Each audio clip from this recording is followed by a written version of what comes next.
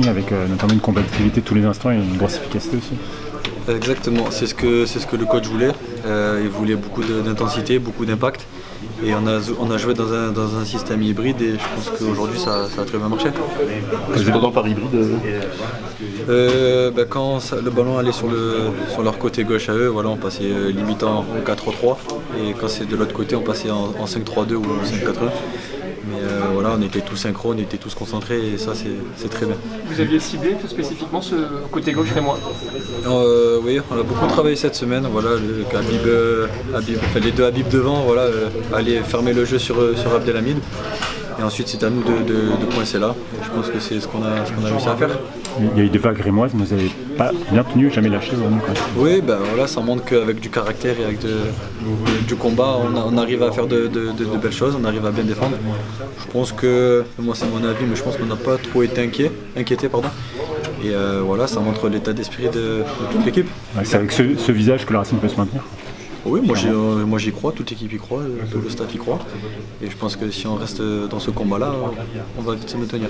T'enchaînes 2 matchs de suite. Il y a quelques semaines, on aurait pensé que tu allais être le grand perdant dans cette défense. Et là, ça fait plusieurs matchs où tu as un message fort. On le voit dans l'impact physique, dans la relance, tout. Tu as vraiment monté d'un gap là. Moi, ce que je veux, c'est jouer. Voilà. Après, quand il y a un nouveau coach qui arrive, il y a toujours des gagnants et des perdants. Malheureusement, c'est comme ça. Je pense que tout le monde l'a vu.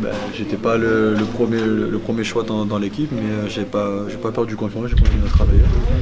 Et c'est comme ça que, avec le travail que j'arrive à revenir.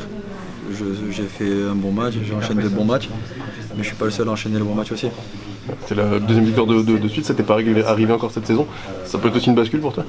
Ça peut être une bascule aussi, voilà, mais pour se maintenir il faut faire une série. On a 2 victoires d'affilée et il faudra chercher ce 3e match devant la main en feu. Ouais, avec un match qui va venir vite en plus, contre un bel adversaire. Vendredi, c'est ça, ouais. On va les observer ce soir pour l'Olympico et on va se projeter là-dessus vendredi prochain. Je te demande pas de quel côté ton cœur balance. C'est la réponse. Tu l'as évoqué, les 2 Habib étaient décisifs. Bon, Habib Diallo on le connaît, Habib Diarra il est de plus en plus performant aussi, c'est très intéressant pour l'équipe. Et en plus il a fait une très bonne rentrée contre Ajaccio.